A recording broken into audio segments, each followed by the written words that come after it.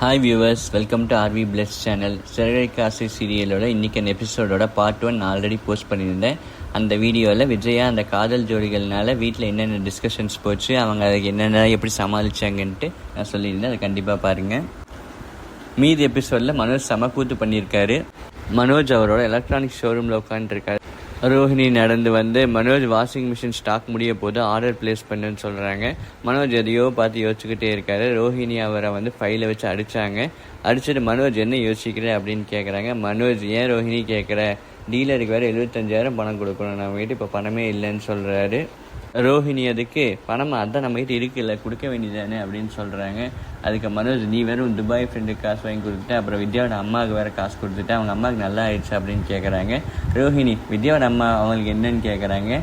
அதுக்கு மனோஜ் வந்து, நீ தானே ஆப்ரேஷன்னு சொன்னேன், ஆப்ரேஷனில் முடிஞ்சிருச்சா, காசு வேறு வாங்கி கொடுத்தேன் அப்படின்னு சொல்கிறாங்க.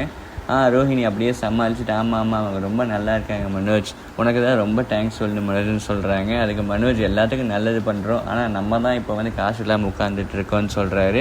மனோஜ் அப்புறம் இவன் முத்து பையன் வேறு 5,000 ரூபா காசை வாங்கிட்டான், அது இருந்தால் கூட ஏதாவது ரொட்டேஷனில் கூட சமாளிச்சிருக்கலான்னு சொல்கிறாரு. அதுக்கு ரோஹிணி, அந்த 5,000 ரூபா நான் தான் மனோஜ் கொடுத்தேன்னு சொல்கிறாரு. வீட்டில் கொலு வைக்கிறோம், ஆனால் நம்மளே இங்கே கொலு பொம்மை மாதிரி உட்காந்துருக்கோம், ஒரு வியாபாரம் நடக்க மாட்டேங்குதுன்னு மனோஜ் சொல்கிறாரு. ஏதாவது பெரிய ஆர்டராக வந்தால் நல்லா இருக்கும், நமக்கு கொஞ்சம் ப்ராஃபிட்டும் வரும்னு மனோஜ் ஃபீல் பண்ணிட்டு உட்காந்துருக்காரு. அப்பான்னு பார்த்து ஒருத்தரை காட்டுறாங்க. அவர் கடையில் இருக்கிற பொருளை அப்படியே ஒரு மாதிரி பார்த்துட்டு இருக்காரு. மனோஜ் அவரை பார்த்துட்டு, பெரிய பாட்டி வந்திருக்காரு, நான் போயிட்டு அவரை பிடிக்கிறேன் அப்படின்னு சொல்லிட்டு போகிறாரு. அவர்கிட்ட போயிட்டு அப்படியே எக்ஸ்பிளைன் பண்ணுறாரு. TV, washing machine, fridge, electronic item, kitchen item எல்லாமே அப்படியே காட்டுறாங்க.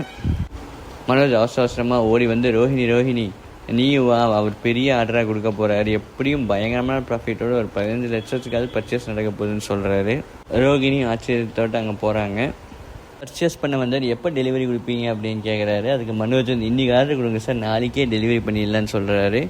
அதுக்கு பர்ச்சேஸ் பண்ண வந்தார், இன்றைக்கெலாம் வேண்டாம், எனக்கு ஒரு 7ஆம் தேதியாக டெலிவரி வந்தால் போதுன்னு சொல்கிறாரு.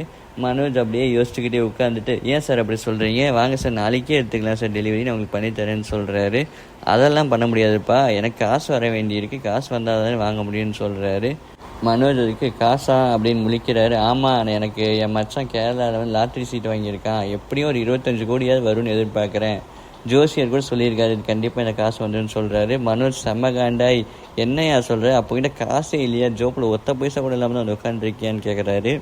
பர்ச்சேஸ் பண்ண வந்து, தம்பி பாசிட்டிவாக திங்க் பண்ணுப்பா, எனக்கு காசு வந்தால் உனக்கு ஒரு 15 லட்சத்துக்கு நான் ஆர்டர் கொடுக்குறேன்ல, நான் ஒரு 50 லட்சத்துக்கு அது வாங்கலான்னு தான் வந்தேன், நீ தான் 15 லட்சத்துக்கு தான் வந்து பில்லே சொல்கிறேன் அப்படின்னு சொல்கிறாரு. அதே மாதிரி அதை பர்ச்சேஸ் பண்ண வந்தார். நான் இதுக்கு முன்னாடி ஃபர்னிச்சர் கடைக்கு போனேன், இன்னொரு கடைக்கெலாம் போனேன், அவங்களாம் எவ்வளோ என்னை டீசெண்டாக ட்ரீட் பண்ணாங்க, நீ இப்படிலாம் ட்ரீட் பண்ணினா உன் கடை ஒழுங்காக ஓடாது, நீ திவால் ஆயிடுவேன்னு சொல்லிட்டு சாப்பிட்றாரு. மனோஜ் செம்மகாண்டாய் அவர் திட்ட ஆரம்பிச்சிட்டாரு. ரோஹிணி மனோஜ் சப்போர்ட் பண்ணி, நீங்கள் எந்திச்சு வெளியே போங்கன்னு சொல்லிட்டு அந்த கஸ்டமர் வெளியே அனுப்பிடுறாங்க. அவர் எந்திச்சு வெளியே ஓடிட்டார்.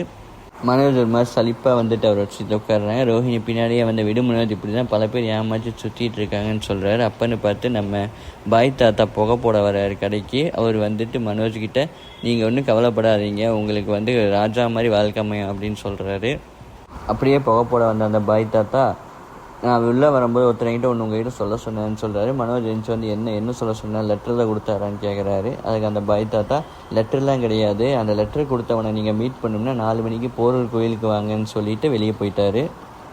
மனோஜ் உடனே, ரோஹிணி இன்றைக்கி நீ ரெடியாக இரு, நம்ம ஆளெல்லாம் கூட்டிகிட்டு அங்கே போய் அவனை மீட் பண்ணு அப்படின்னு சொல்கிறாரு. ரோஹிணி ஷாக்கோட, எதுக்கு மனோஜ், அதெல்லாம் நமக்கு வேண்டாம் அப்படின்னு சொல்கிறாங்க. இல்லை ரோஹிணி, நம்ம போய் தான் அவனுன்னு மனோஜ் சொல்கிறாரு. ரோஹிணி அப்படியே ஷாக்கிங்கில், ஒருவேளை இது அவனோட வேலையாக இருக்குமோ அப்படின்னு சொல்லிட்டு அப்படியே யோசிச்சுட்ருக்காங்க. நெக்ஸ்ட் சீன் அப்படியே வந்து நம்ம பரதநாட்டியம் கிளாஸுக்கு போகிறோம். இப்போ நம்ம விஜயாவுக்கு டவுட் வந்துடுச்சு. அவங்க தாளம் போட எல்லாம் டான்ஸ் ஆடுறாங்க, ஆனால் அந்த காதல் ஜோடி மட்டும் ரொம்ப க்ளோஸாக ஆடிட்டு இருக்காங்க. விஜயா போய் அவங்க அப்படியே பிரித்து விட்டுட்டு வெளியே வராங்க. அவங்க வெளியே வரப்போ மறுபடியும் அவங்க ஒன்று சேர்ந்து ஆட ஆரம்பிச்சிடுறாங்க. ஓகே வியூவர்ஸ், உங்களுக்கு இந்த வீடியோ பிடிச்சதுன்னா லைக் பண்ணுங்கள், ஷேர் பண்ணுங்கள், சப்ஸ்கிரைப் பண்ணுங்கள், கண்டிப்பாக அந்த பெல் ஐக்கானை கிளிக் பண்ணுங்கள். அப்போ தான் நான் போகிற அடுத்த வீடியோ உங்களுக்கு வந்து நோட்டிஃபிகேஷனில் வரும். தேங்க்யூ.